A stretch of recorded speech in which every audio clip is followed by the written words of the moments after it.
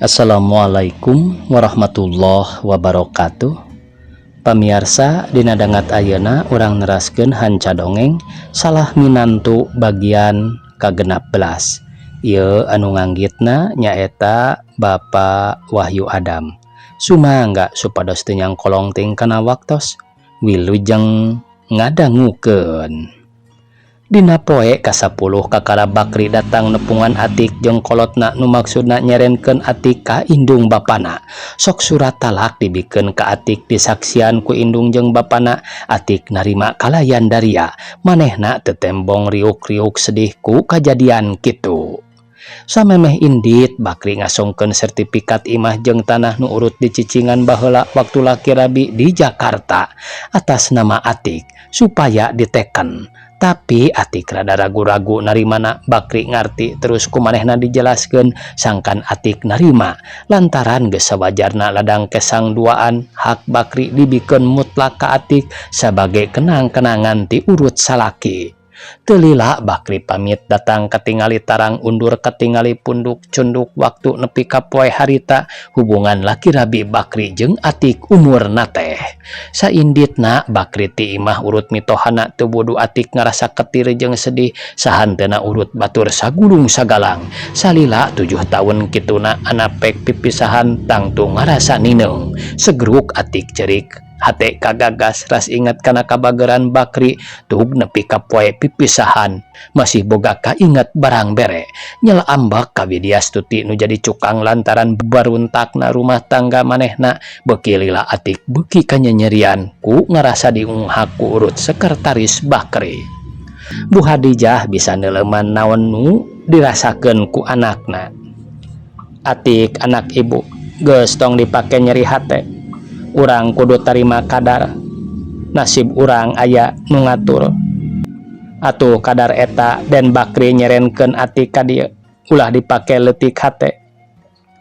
Geus biasa samang-samangsa aya kumpul tangtu aya pisah entong boro karek laki rabi sanajan nyawa jeung badan lamun geus nepi kana waktuna moal bisa dihalang pasti pisah raga jeung nyawa urang. Eta sebagai gambaran sangkan Atik bisa nerima kana kodrat. Entong salempang Atik teh masih ngora boga rupa gelis anggur jung gerak kacai anteur ibu kabijua anu geus hajat ngawinkeun anakna. Tidinya urang terus ka kota Kembang. Ibu geus teu boga sendal baleg. Bu Hadijah ngupahan anakna sangkan ulah kateterusan dibawa perasaan sedih.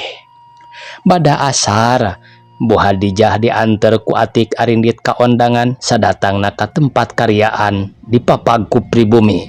Mang Tata jeung bijua nu rojol ti jero imah ngabagiakeun kanu kakarek datang. Eueuh acek bagja temenan. Can tuhur-tuhur acan bibir teh nyaritakeun acek jeung Kang Solih. Cekeng naha can keneh ka dieu. Panjang umur acek ke ari ieu teh lain neng Atik teh be kalingla puguh bibit teh yap ka jero ucu. Aduh meni lenjang jeung beuki geulis bae nya ari orang kota besar mah nah henteu sareng tuang raka geulis. Oh henteu bi tembal Atik semu era pedah dipuji-puji hareupeun semah. Sok acek kalebet kayungyun acek mah boga jimat teh bubuhan alus piara tur aya terah menak tembong cahayana teh. Ari ayi kapan tuang putra oge sakitu mancritna nya panganten lalaki kasep pondokna nurub cupu. Tembal Bu Hadijah mulangkeun pamuji pribumi. Ari ibuna lain disuguhan ku noroscos atuh dasar si tukang ngomong sok kadinya acek sok neneng gerang ngaleut. Mang Tata nyempad pamajikan anak bari ngeser-ngeserkeun opieun ka deukeut Bu Hadijah. Cek naha Kang Solih teu hoyong ka dieu teu dicandak sareng. Bijua karek inget nanyakeun ka pilanceukna.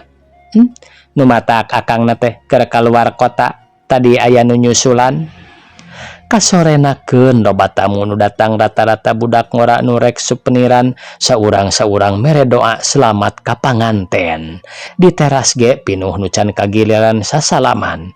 Panganten katingali rada sibuk, tapi hari-hari bahagia anu pinuh kesan jadi sasaran gogonjakan ti sobat-sobatna nu daratang. Suasana meriah ku suka bunga terus nepi ka peuting. Sora Vespa eureun diburuan sanggeus nyetandarkeun Vespana jajak teh langsung ka jero bari ngasongkeun souvenir terus sasalaman.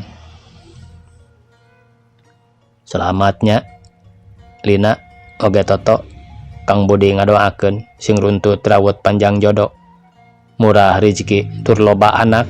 Budi mere doa restu ka panganten. Nuhun Kang Budi. Nah sonten-sonten teuing atuh. Ari niat mah tadi rada borang keneh, tapi motor mogok. Kang Budi ka bengkel heula. Tetehna teu dicanda ka dieu atuh Kang. Can nyanggut keneh bae Kang Budi mato. Pek atuh milih di dia oge seueur nu mencrang. Asal Kang Budi kersa bae, ceuk Lina bari nunjuk ka tengah imah. Budi ngareret ka pelebah nu ditunjuk Lina barang ret kebeg ruas jeung atoh. Nya kitu deui Atikah nu harita kabeneran ngareret ka Budi nu keur ngobrol jeung panganten ampir poho manehna rek cengkat. Karepna mah hayang ngarontok tepi gancang sadar manehna keur aya di pasamoan ngan mesem bari unggeuk. Bijua kabeneran ngalongok tina panto kamar katempon aya Budi manehna ngahiapkeun bari nungtun Budi ka jero. Kunaon ari Budi mani peting-peting teuing ka dieu teh.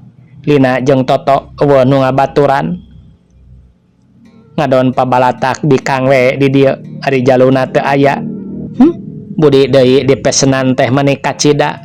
Bijua teu asa-asa ka Budi da puguh sapopoe bijua sok balanja ka toko Budi di Parapatan. Sok di dieu Budi di jero tuh geura disadiakeun ku bibi khusus. Bujua metot leungeun Budi. Kebi kumaha upami sareng neneng ieu kengeng? Budi nawar hayang mawa Atik ka jero.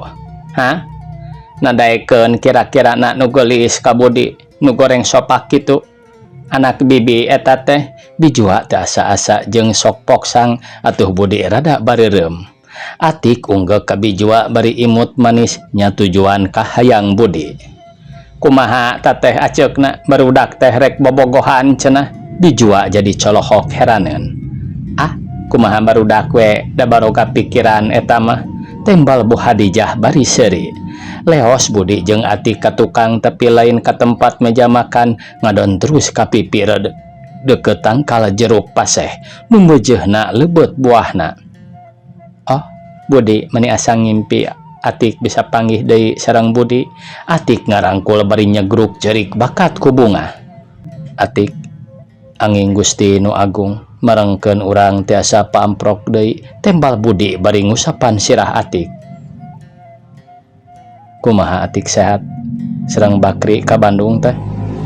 Nu mawi abdi teh di Budi Bakri teh nganyenyeri Atik manehna tos nikah deui ka sekretarisna. Jadi Atik ayeuna pundung di dieu teh sanes tapi wih da abdina dikeser moal nya laras Budi tadi pisan manehna masihkeun serat talakna. Atik pupujaan Atik cinta urang nu baheula kungsi sirna teh urang pupuk deui sangkan subur. Kumaha Atik satuju Kang Budi? Atik bade ngiringan bade satia tumut ka Kang Budi. Mudah-mudahan Allah nu Maha Kuasa marengkeun urang ngabina cinta sareng rumah tangga nu tentrem. Tembal Atik dumareda. Syukur ari kitu mah ketos lubar idah. Kang Budi bade mundut ka ibu sareng Rama Atik. Kang Budi bingah taya papadana. Penantian Kang Budi teu mubadir henteu sia-sia. Nya kitu deui surat anu di bulan ku saputangan teh hampir nyata maknana. tangtos ieu maksad atik teh panginten. Atik unggek bari tanggah budi surti naon nu dipenta sanggeus ngareret ka tukang kasisi kagigir. Gebobok bibir atik digigel lalaunan. Cag tama cenah ieu pamiarsa Mideo Januari 1875 gitu cenah ieu pamiarsa lalakon salah minantu teh. Mudah-mudahan aya saseureun sabeuneureun manfaatna sareng seueur pieunteugeun kanggo urang sadayana. Sakitu anu tiasa kapihatur. Wassalamualaikum warahmatullahi wabarakatuh.